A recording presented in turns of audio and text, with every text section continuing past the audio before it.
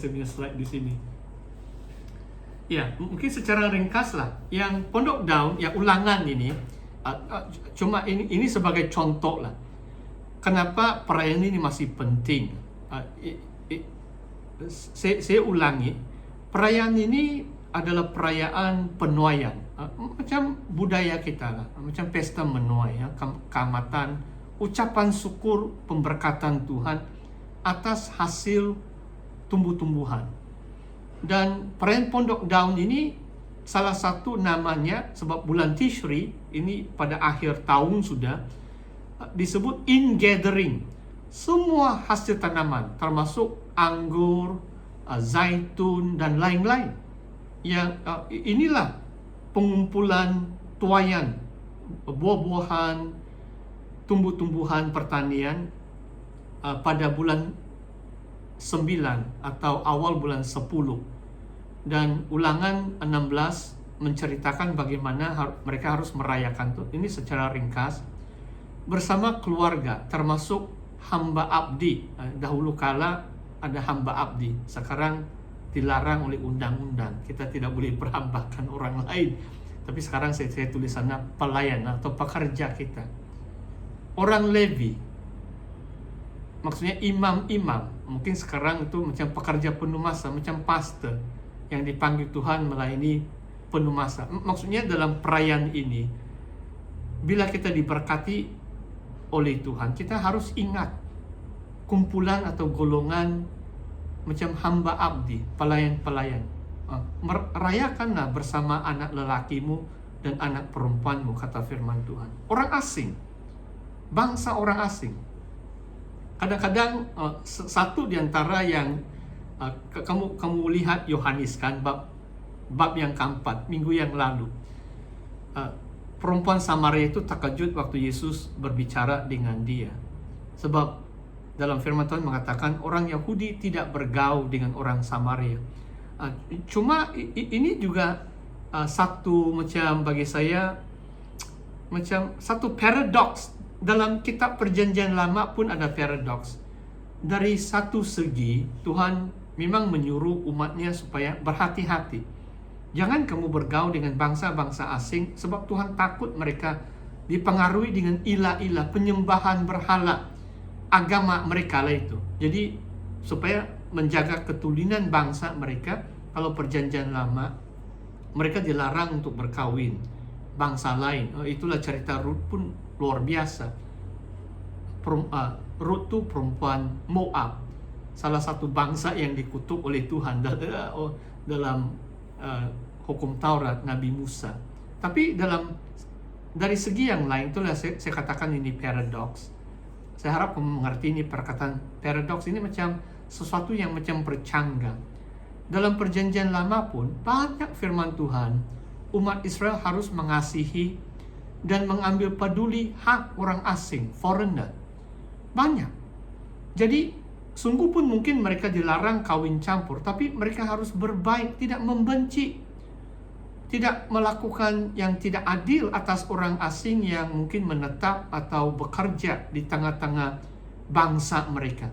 Dan perayaan Pondok Daun itu ada disebut bahwa mereka harus merayakan bersama orang asing yang ada bersama mereka. Maksudnya berkongsi berkat lah itu. Mereka harus memberkati orang asing yang ada bersama mereka dalam perayaan Pondok Daun itu. Saya harap kamu memahami. Dan orang yang tertindas seperti yatim piatu yang kehilangan orang tua, dan janda-janda yang mungkin suami mereka meninggal. Mungkin saya mau jelaskan ini juga. Kalau kalimat janda-janda ini dahulu kala Rut, sebenarnya Rut pun seorang ini janda muda lah.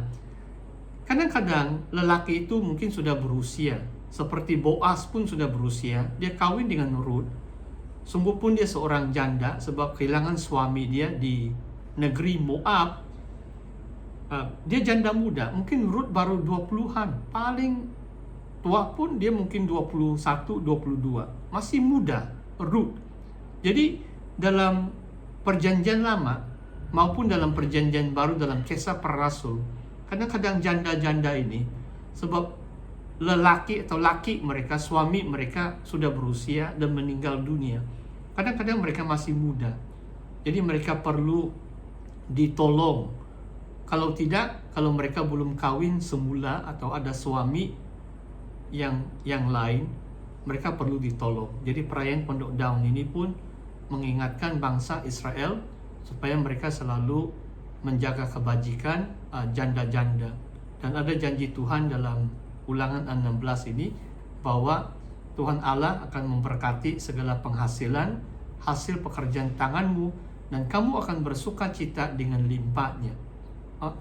Bagi saya, semua firman Tuhan ini kita boleh menerapkan dalam hidup kita, dalam tahap usia kita pun.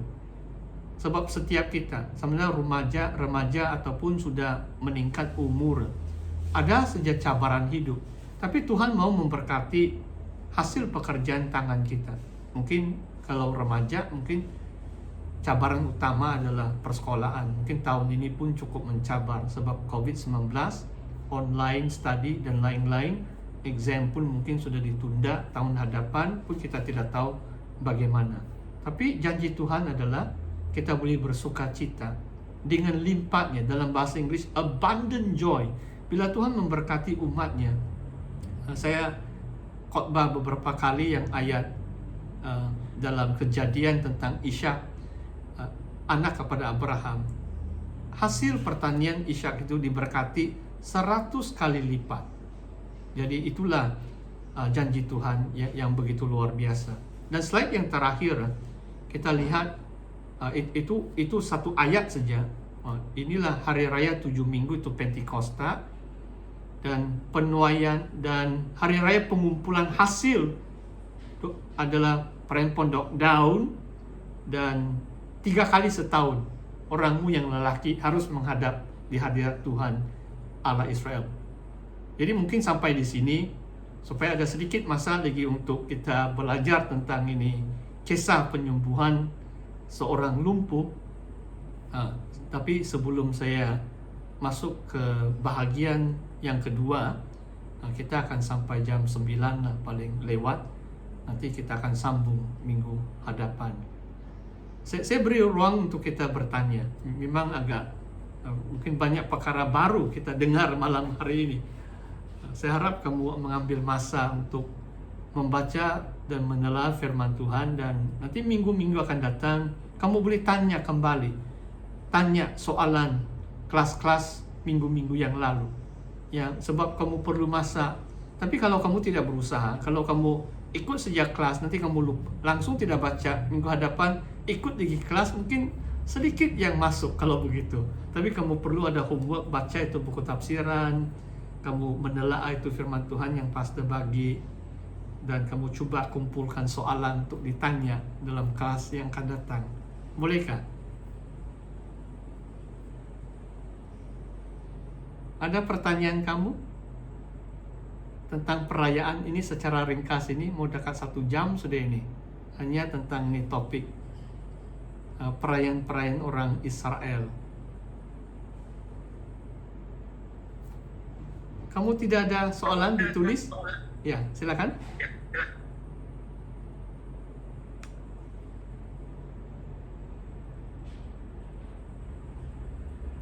Macam putus pula. Tadi macam ada yang mau bertanya.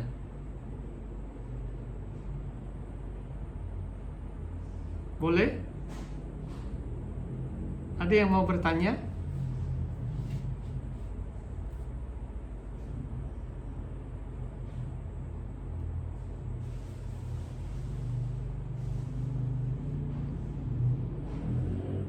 Ya, mungkin komen pasti yang terakhir sebelum kita lihat kisah penyembuhan itu.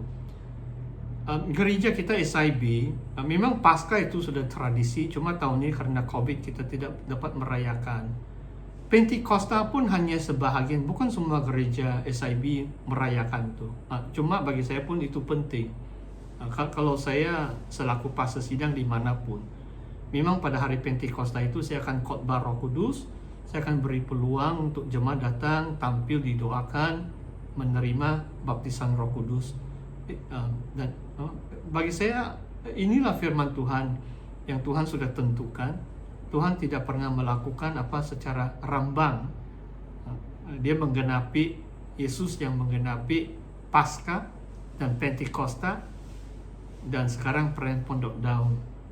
Jadi bagi saya mungkin tahun hadapan kalau Tuhan izinkan, nanti dalam perayaan Pondok Daun itu, takkannya hari Ahad itu, saya akan bawa firman Tuhan tentang itu. Itu salah satu cara kita memperingatkan akan firman Tuhan yang masih relevan, yang bersifat profetik. Bila saya katakan bersifat profetik, sebab dalam kerajaan 1000 tahun menurut Zakaria 14, setiap bangsa masih lagi datang ke Yerusalem pada perayaan Pondok Daun. Jadi kalau orang Kristen kita tidak tahu pun perayaan Pondok Daun, macam kita tidak tahu ini nubuatan akhir zaman kan.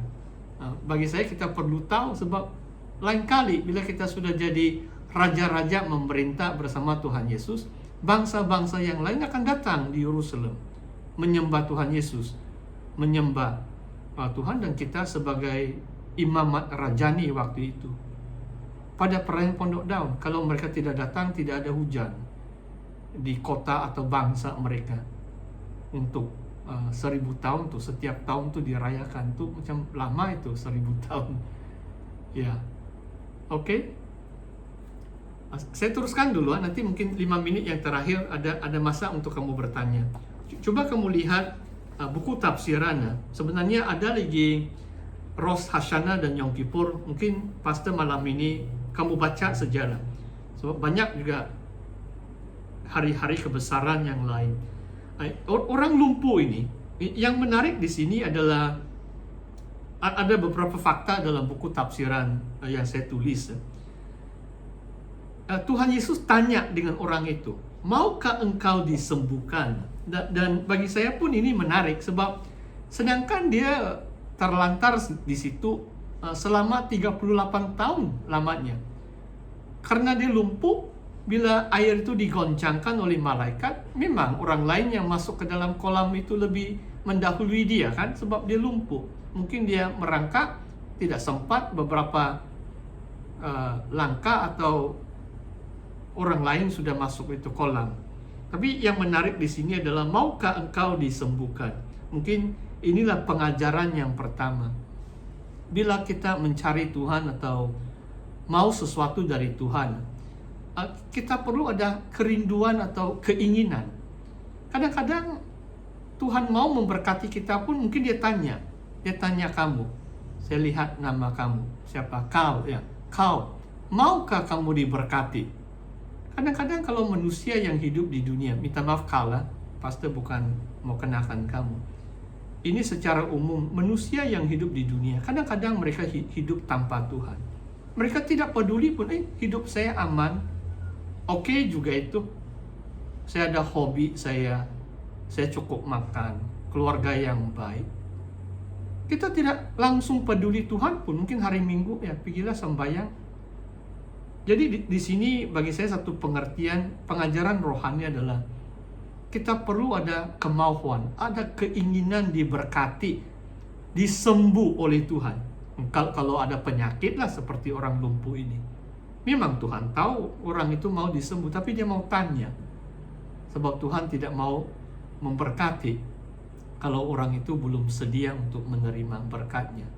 Saya tidak tahu kamu dapat menangkap apa yang pastor coba sampaikan, sebab saya lihat inilah keadaan rohani ramai manusia, kadang-kadang mungkin di kalangan orang Kristen pun, sebab mereka tidak berusaha mencari Tuhan, seolah-olah Tuhan tidak berkuasa untuk membantu atau campur tangan dalam hidup mereka.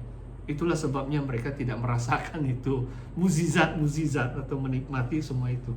Oke, mungkin itu yang pertama lah. Tapi yang kedua, yang 38 tahun itu sebagai kiasan, pastor sudah jelaskan dalam buku tafsiran.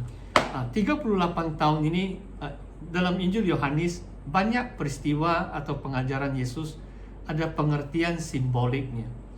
Jadi yang simbolik di sini adalah 38 tahun itu melambangkan, orang lumpuh ini melambangkan seluruh umat Israel yang menggembara, yang